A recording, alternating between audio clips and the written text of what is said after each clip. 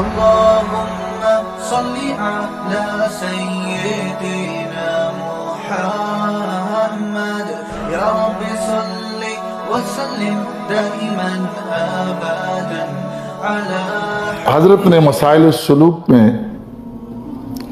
اس آیت سے جو مسئلہ نکالا وہ کیا ہے؟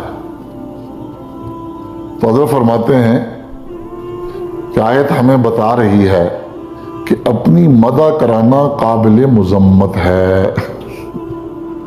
اپنی مدح کرانا قابل مذمت ہے.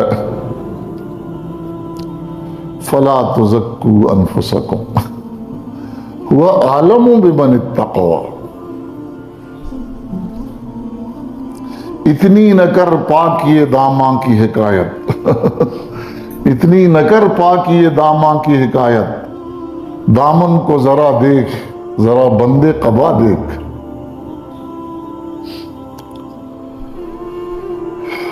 یہ وہ چھپا ہوا خناس ہے.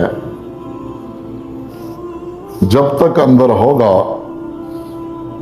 تو پھر یہی سبب بنتا ہے حسد کا بھی, یہی سبب بنتا ہے بغض کا بھی, کینے کا بھی. پھر ہوتے ہوتے غیبت جو زنا سے بڑا گناہ ہے اس میں بھی مبتلا ہو جاتا ہے. پھر کہو نا پیر صاحب کو, مولوی صاحب کو, شراب پی لو اور جی تو یہ حرام ہے, تو یہ غیبت کون سی حلال ہے جسے ہم مسجد میں بھی پہلی صف میں بیٹھ کر رہے ہوتے ہیں. یہ وہ باطنی گناہ ہیں. وَذَرُوا ظَاهِرَ الْإِثْمِ وَبَاطِنَ, چھوڑو ظاہری گناہوں کو بھی اور چھوڑو باطنی گناہوں کو بھی. تو اپنی مدح کرانا قابل مذمت ہے. یہ اصلاح و تربیت اس لیے ضروری ہے. تقی عثمانی صاحب اور رفیع عثمانی صاحب دامت برکاتہم جب ڈاکٹر صاحب رحمۃ اللہ علیہ کے ساتھ اصلاحی تعلق ان دو حضرات نے قائم کر لیا تو ایک مرتبہ ایسے ہوا کہ مغرب کی نماز پڑھی. حضرت فرماتے ہیں کہ ہم حضرت کے ساتھ کہیں سفر میں تھے, مسجد سے باہر نکلے تو مسجد سے باہر ایک بہت بڑا پوسٹر لگا ہوا ہے اور اس میں تقی عثمانی صاحب دامت برکاتہم کے نام کے آگے بڑے بڑے القاب لکھے ہوئے ہیں کہ وہ فلاں مسجد میں بخاری شریف کا آخری حدیث کا درس دیں گے. ختم بخاری شریف ہے یوں رفیع عثمانی صاحب کے. تو حضرت آئے اور تھوڑی دیر کے لیے اس پوسٹر کے سامنے کھڑے ہو گئے اور وہ سارا پوسٹر پڑھا. پھر فرمایا ہم دونوں بھائیوں کو بلایا اور کہا کہ آپ آئندہ کبھی کسی جلسے میں شریک نہ ہوں. عام آدمی کیا سمجھتا ہے کہ بھائی اتنے بڑے علماء پر اس صوفی نے پابندی لگا دی, صوفی ہوتے ہی گمراہ ہیں. امت کو فائدہ مل رہا تھا اور اتنے بڑے محقق عالم کی بات پر پابندی لگا دی, یہ تو کیا گمراہی کی بات ہے. لیکن یہ حکیم ہی سمجھتا ہے کہ بعض اوقات طاقتور چیزیں بھی بیمار پر منع کر دی جاتی ہیں. قاری صاحب پرہیز میں ہیں کہ نہیں ہیں آپ؟ ہاں پرہیز میں کیوں ہیں؟ وہ طاقت والی چیزیں بھی آپ نہیں کھا سکتے جب تک اس کو ہضم کرنے کی صلاحیت نہیں پیدا ہوئی. ہاں وگرنہ وہی چیز آپ کے لیے مہلک ہو جائے گی. اس لیے اصلاح و تربیت لیے بغیر منبر پر بیٹھنا یہ خطرے سے خالی نہیں ہے. عہدے کا حاصل کرنا یہ خطرے سے خالی نہیں ہے. اور اگر اصلاح و تربیت ہو جائے تو پھر جتنا بڑا عہدہ ہوگا اتنا بڑا اس کو قرب کا مقام بھی حاصل ہوگا. لیکن اگر اصلاح و تربیت نہیں ہوئی ہے نا تو یہی عہدے اور یہی منصب اس کے لیے جہنم لے جانے کا ذریعہ بن جائیں گے. یہ اصل چیز ہے. اس لیے اصلاح و تربیت کا حاصل کرنا یہ فرض عین کا کیا مطلب ہے کہ ہر آدمی نے حاصل کرنا ہے.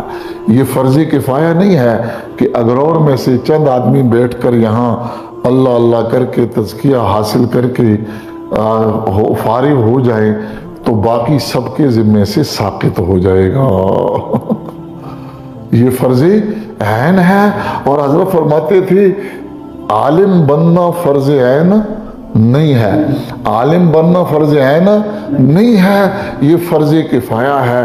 وہاں بقدر ضرورت علم حاصل کر لیا تو کافی ہے کہ حال کے امر کو پہچان سکو، اتنا حاصل کیا تو کافی ہے. اور عالم بننا کیا ہے؟ فرض. لیکن اصلاح و تربیت کا حاصل کرنا کیا ہے؟ یہ فرض عین ہے. یہ فرض عین ہے، ہر آدمی نے حاصل کرنا. اور جب تک نہیں ہوگا شہادت سمیت جہنم چلا جائے گا. شہادت سمیت جہنم. یہ حدیث شریف میں بیان کر رہا ہوں. حضرت فرماتے تھے کہ ہم جو بات کرتے ہیں ہمارے دماغ میں قرآن اور حدیث کا حوالہ ہوتا ہے. اہل علم ہو تو اشارہ کرنا پڑتا ہے، وگرنہ ضرورت نہیں پڑتی. اگر یہ چیز حاصل نہیں کی اور شہادت حاصل کر لی تو کدھر جائے گا؟ جہنم جائے گا. یہ چیز حاصل نہیں کی اور سخاوت شروع کر دی، جہنم جائے گا. سخاوت سمیت جہنم جائے گا. یہ چیز حاصل نہیں کی اور علم حاصل کر لیا، علم سمیت جہنم جائے گا. 3 آدمیوں کی بات حدیث شریف میں آتی ہے جن سے جہنم کا افتتاح ہوگا. اور عالم ہوگا، شہید ہوگا اور سخی ہوگا. جنہوں نے اپنی مدح کرائی. کیا کرائی؟ مدح کرائی. اور اپنی مدح کے لیے انہوں نے کیا کیا؟ شہادت پائی، سخاوت کی اور علم حاصل کیا. تو حضرت فرماتے ہیں کہ 10 سال تک ہم نے کسی جلسے میں شرکت نہیں کی. صرف ہمیں اجازت تھی کہ آپ نے دارالعلوم میں جمعہ پڑھانا ہے اور مدرسے میں طلباء کو پڑھانا ہے، باقی کچھ نہیں. 10 سال تک. ہاں، ماننے سے بات ہوگی. اس لیے مربی معالج ہے، معالج کی بات سمجھ آئے یا نہ آئے اس کو مان لیا کرو. حضرت فرماتے تھے ہماری بات کو ابتداءً تقلیداً مان لو، بعد میں تحقیقاً پتہ چل جائے گا. لیکن ابتداءً ہی آپ تحقیقاً شروع کر دیں تو آپ پر اگلا راستہ کھلے گا ہی نہیں. بچہ پہلے دن آتا ہے، آ کر استاد اس کو پڑھاتا ہے، پڑھو بیٹا الف. وہ الف پڑھنا شروع کر، اس کو سمجھ نہیں آتا کہ یہ الف کیوں ہے. اور پہلے دن ہی کہے اچھا جی اس کو الف کیوں کہتے ہیں، اس کو جیم کیوں نہیں کہتے، اس کو کاف کیوں نہیں کہتے، یہ الف کیوں ہے. اب یہ بات اس کو استاد سمجھا نہیں سکتا ہے. اب اس کو یہی کہے گا بس پڑھتے رہو، جو میں کہتا ہوں کرتے رہو. اب تقلیداً مان لو، بعد میں تحقیقاً پتہ چل جائے. لیکن بتا تم بھی نہیں سکو گے اس کو الف کیوں کہتے ہیں. ہاں، بتا تم بھی نہیں سکو گے. اس لیے حضرت فرماتے تھے کہ ہماری بات کو ابتداءً تقلیداً مان لو، بعد میں تحقیقاً پتہ چل جائے گا. مولانا نذیر صاحب رحمت اللہ علیہ فیصل آباد والے کراچی تشریف لائے، بھی حضرت تھانوی صاحب کے خلفاء میں سے تھے. ڈاکٹر صاحب اور یہ دونوں حضرت تھانوی صاحب کے تربیت یافتہ تھے. تقی عثمانی صاحب کے پاس تشریف لائے. یہ ہمارے مدرسے میں ختم بخاری شریف ہے اور آپ آ جائیں. تو حضرت فرمانے لگے ارے بڑے میاں نے پابندی لگائی ہے. بڑے میاں کون تھے؟ ہومیوپیتھک ڈاکٹر تھے. اور بڑے میاں وکیل تھے. وہ ضابطے کے عالم نہیں تھے، رابطے کے عالم تھے. ہاں. چنانچہ ایسا ہی ہوا. جب ان کو یہ بات کہی گئی تو وہ کہنے لگے بڑے میاں نے پابندی لگائی ہے. ماننے سے بات، اللہ ہمیں ماننے والا بنا دے. یہ کہتے ہیں شیخ کے ہیں 3 حق: اتباع اور انقیاد، یہ تین چیزیں ہوں گی، سلوک کے اس راستے میں منزل کو پہنچ جائے گا۔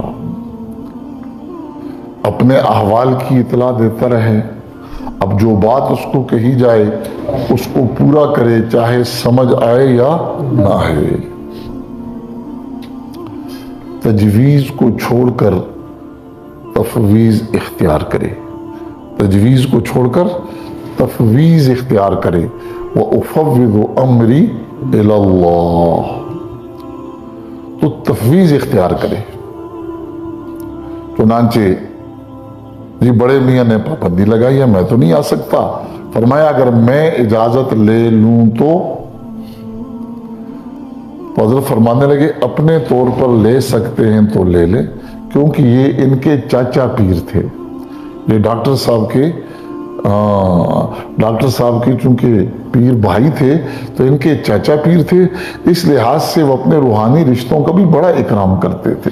اللہ ہمیں بھی ان رشتوں کا اکرام نصیب فرمایا۔ چنانچہ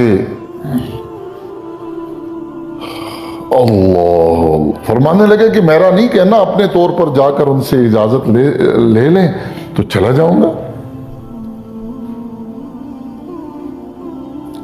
وہ حضرت ڈاکٹر صاحب کے پاس تشریف لائے اور کہا کہ اگر آپ اجازت دیں تو تقی عثمانی صاحب میرے ساتھ تشریف لے چلیں۔ تو حضرت مسکرا گئے اور کہا کہ بھائی ان کو کہو کہ چلے جاؤ، چاول گل گئے ہیں۔ بھائی کچے چاول جو ہے نا یہ مروڑ پیدا کر دیتے ہیں۔ ہاں ایک دم مدرسے سے فارغ ہو کر آ کر ممبر پر بیٹھا نا تو پھر کیا کرے گا، مسلمانوں کو کافر بنائے گا، اور ہمارا کام کیا ہے، کافروں کو مسلمان بنانا ہے۔ پھر یہ کافر وہ کافر وہ کافر، مسلمان اگر ہے دنیا میں تو ایک میری ذات ہے، مسلمان اگر ہے تو ایک میری ذات ہے، اور سب اس کو کافر نظر آئیں گے۔